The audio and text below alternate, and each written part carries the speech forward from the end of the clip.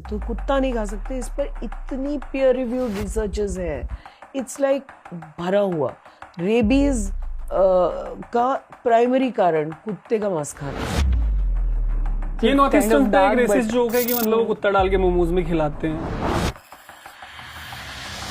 ये बिल्कुल भी मजाक की बात नहीं है, मुझे लगता है बिल्कुल सच है।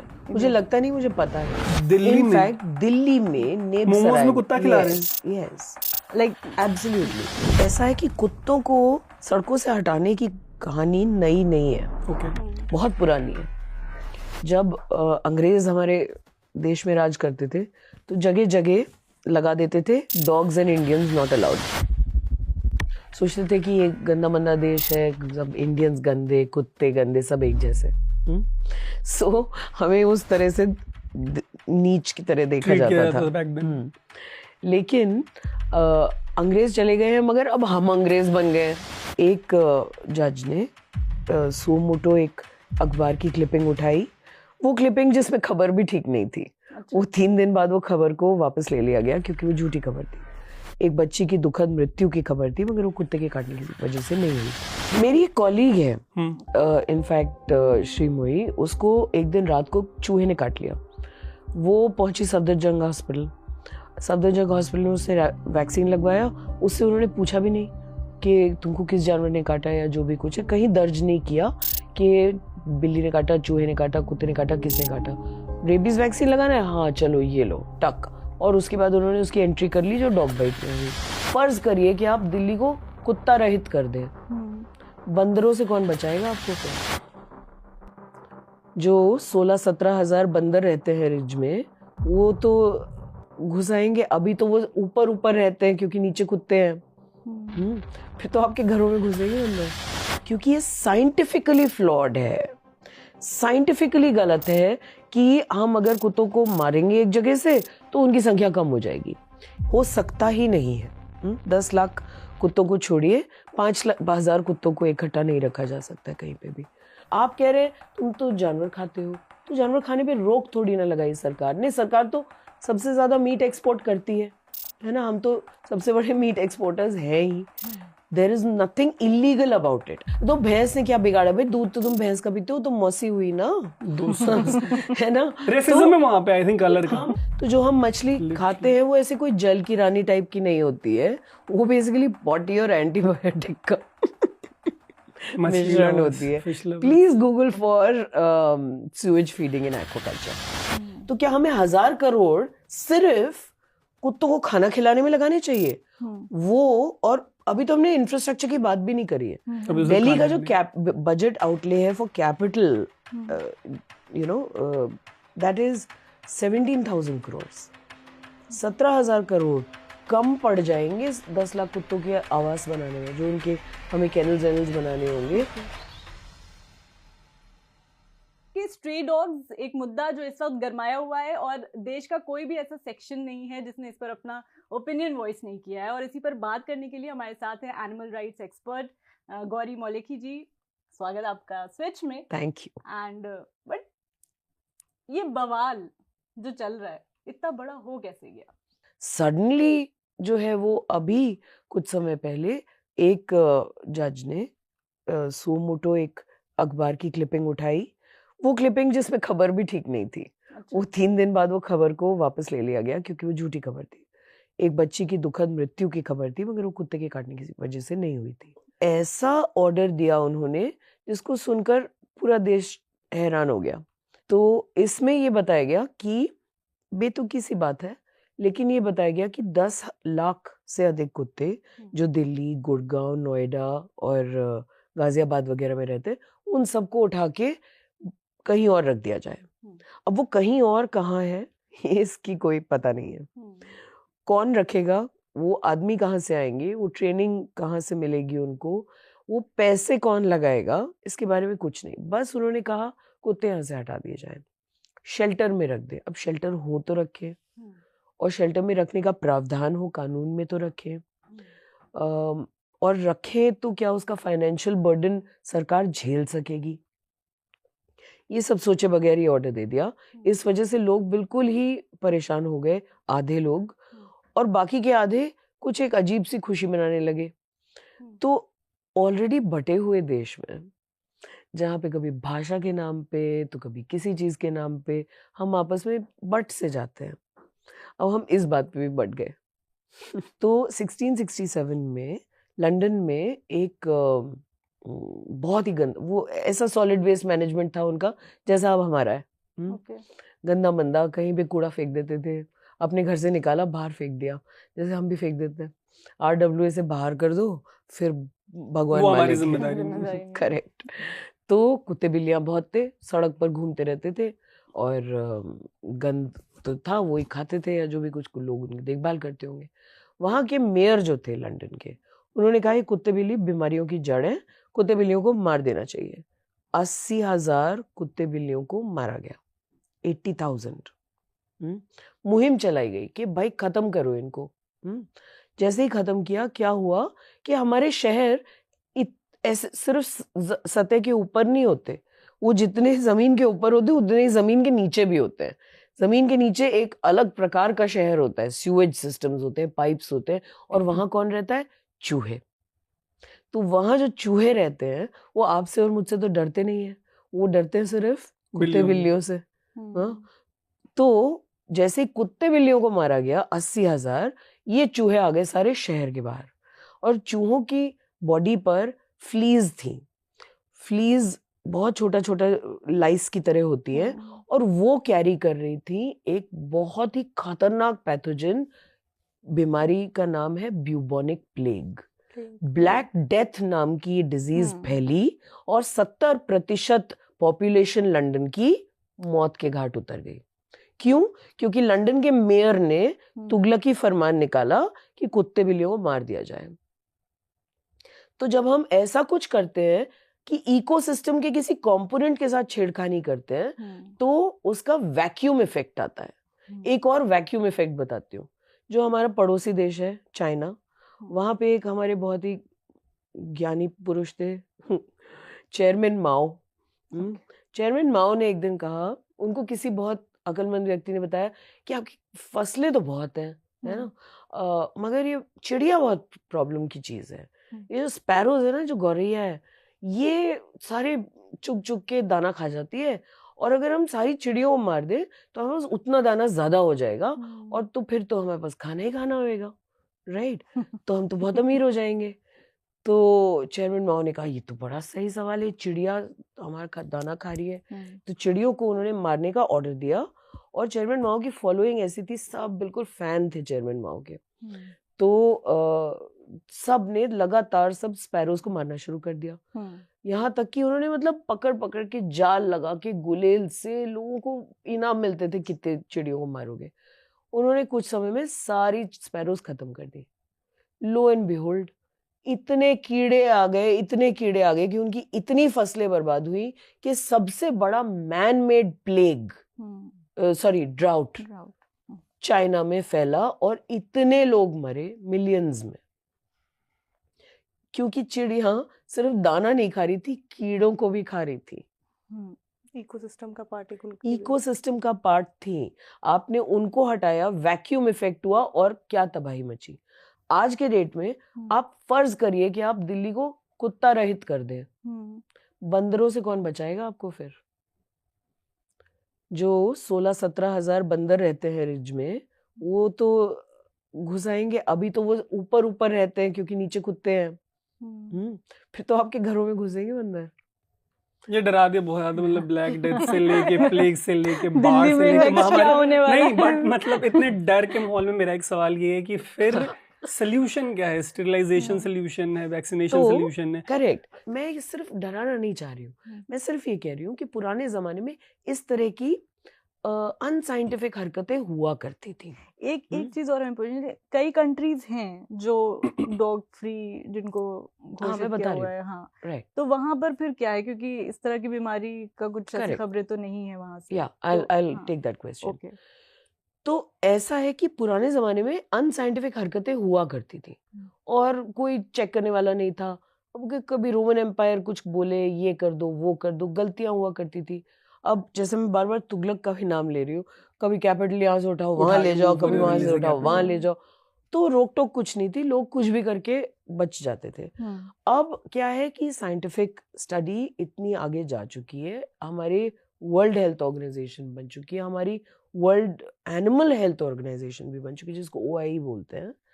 तो इन सब ने स्टडी किया है कि अगर हमें इकोसिस्टम के किसी कंपोनेंट के साथ छेड़खानी करनी है तो उसकी प्रक्रिया, उसका प्रोसीजर क्या होना चाहिए। एंड वो जो उन्होंने प्रिस्क्राइब किया है ये अलग अलग है। देखिए, व्हेन यू से कि दूसरी कंट्रीज भी हैं, ये कोर्ट में भी बात आई थी। किसी ने कहा कि नेदरलैंड में तो ऐसे होता है। भाई नेदरलैंड की आप बराबरी करो दिल्ली से, आप बांग्लादेश की बराबरी करो, तुम मानते हैं, है ना?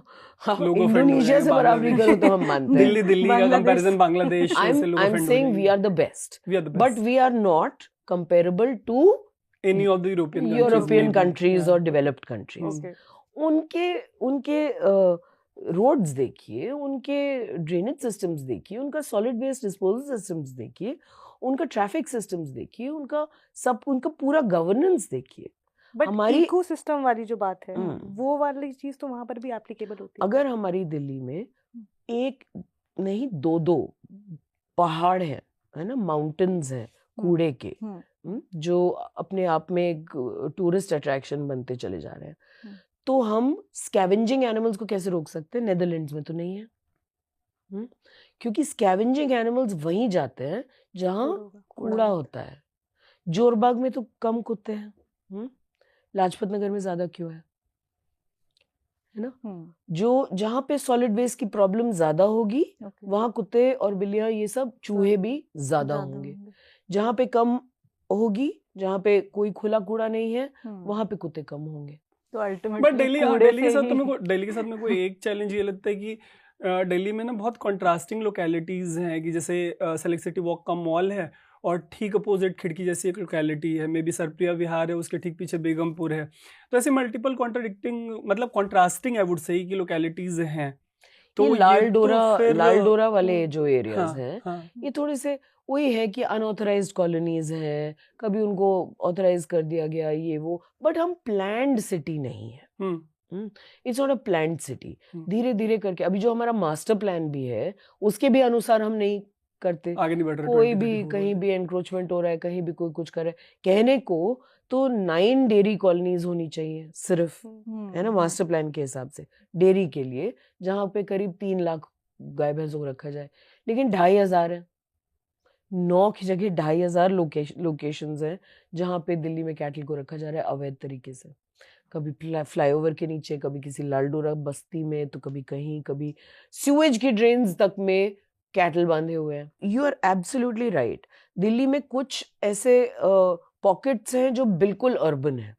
पूरा दिल्ली ऐसे नहीं है जैसे बिल्कुल अर्बन हो।